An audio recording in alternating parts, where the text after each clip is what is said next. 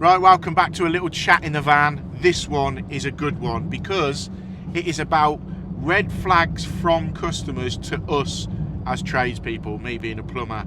What red flags do customers put out for us to go, hang on a minute, there's a bit of an issue here? Or sometimes you just get that feeling on a job, don't you, where something just doesn't work right. Maybe the way that they're coming across, maybe the way that the customers said, we've got a problem with this, the other guy couldn't find it, or we've had a problem with the builder and we're not using their plumber anymore.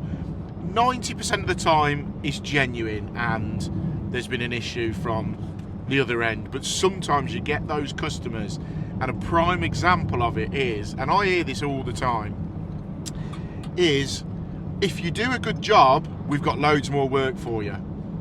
So they're basically saying, in a way, I suppose, they're holding you to ransom, going, you better do a good job, if not, you're not getting all the other work. Or they'll say, and you get this so much, it's usually builders, if you look after me on this job, you can have all the other work I've got. Now, when a builder comes up to you, and wants you to do the work, the first thing I will say or try and find out is, where is the other plumber? Where's the other plumber that he's been using? What's happened there? And usually if it's a local builder, it doesn't take too long to work out, because all the local communities in the trades talk to each other. It doesn't take long to work out that he didn't pay the plumber, or he didn't pay the chippy, or there's a reason behind it. But as for customers, the red flags can usually be something along the lines of, I can't get hold of the usual plumber I've got, or if you do this job, then we've got loads more, or the other one, oh, can you make it as cheap as possible? I personally don't go after work when people say, can you do it as cheap as possible? I'm not the cheap guy. There always seems to be that plumber or a couple of plumbers local to you that will do cheap work, the Facebook work. I've never, even if I'm low on work and need a bit of work, the local Facebook groups, don't get me wrong, sometimes they can be alright, they can be good as gold, but the times I have done something through a Facebook page or something like that, they expect the job done for next to nothing.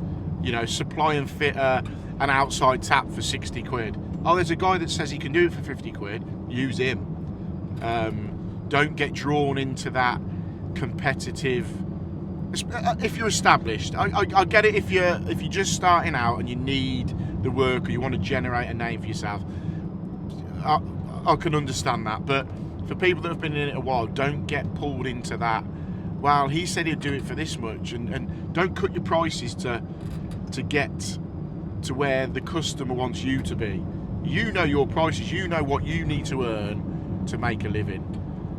And too many customers out there will do it, and Facebook, for me, seems to be the one.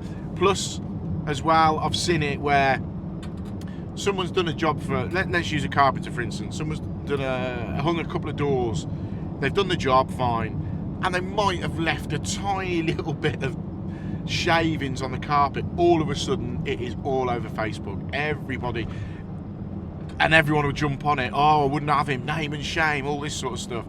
I'm sure that person hasn't rung him up and said, oh, you didn't sweep up there, or you just hoover it up, you might have missed a little bit. Facebook can be just such a fickle place. I just avoid it personally. And also a good one is when someone rings you up and you'll go, right, I can get there, a week tomorrow. Oh, can you not do any sooner?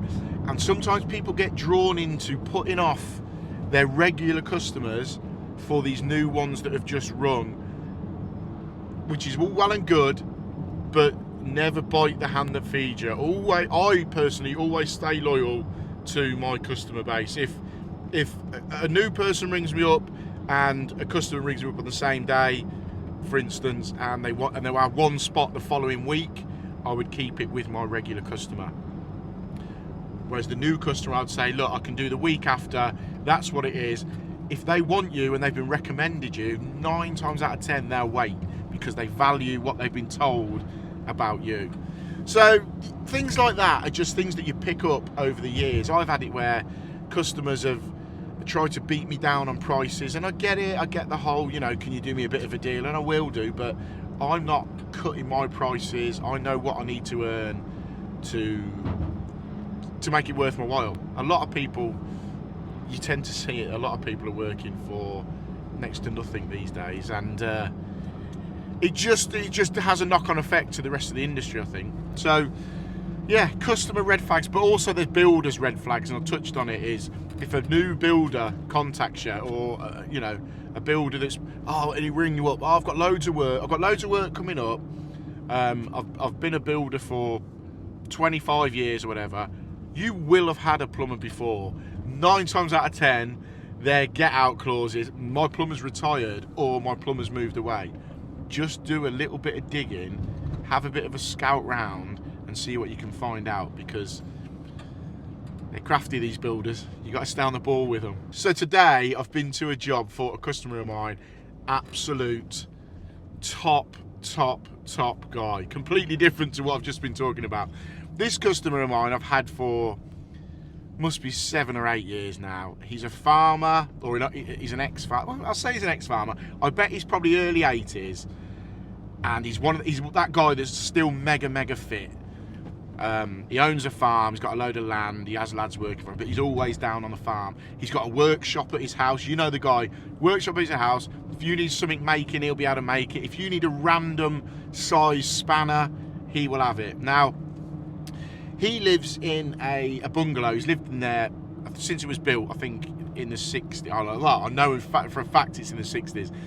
He's lived in there his whole life. Now, he's got a warm air ducting system in there. So it's basically a fan that blows down through, if you like, a big heat exchanger radiator that then pushes the warm air into the ducting all around his house. He rung me up the other day.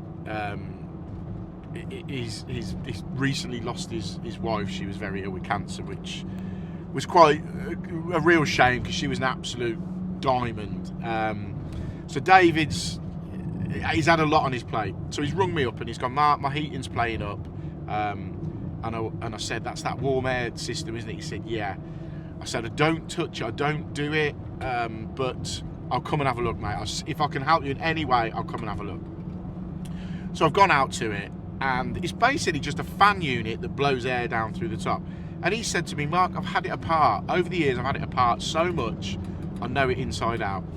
So we've gone in there. I've filmed it all. It's a video coming soon to the channel.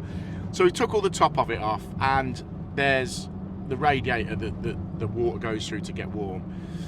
So we've, I said to him, I don't know about it, but he's the guy that gives you confidence to have a go. Being a farmer, I think they're quite practical. He's gone, Mark, it's just these nuts here, undo them, we can take the rad out and I can go and get it sorted and we can put it back in. So I was like, yeah, all right, we'll go for it. But I sort of said to him, look, if it goes wrong, I've not done this before. So I won't ruin it too much, because it's coming in the next couple of weeks, hopefully, the video, and it's gonna be brilliant. But he gave me the confidence to work on something that I'd never seen before, but it was so basic. We had a go, and let's just say we're on the road to getting it sorted. So keep an eye out for that video. It will be coming soon. But it just goes to show, sometimes even if you go to something that you've never done before, just stand back, have a look, work out the process of how it goes. I'm sure we can all remember the first time that we've gone to a heating system job and it's a different system to what we're used to. Or in fact, I've got one to do I've got a flush to do next week, and it is on I forget what they're called. It's basically got 2 coils inside the cylinder, one for the hot water and one for the heating. But the hot water one works, it's like a dual coil. I forget what it's called. I'll put a picture of it up here if I can remember. If it's not here, I can't remember and I can't find it. But I've got a system to go to and do a flush on that, and I've never seen one.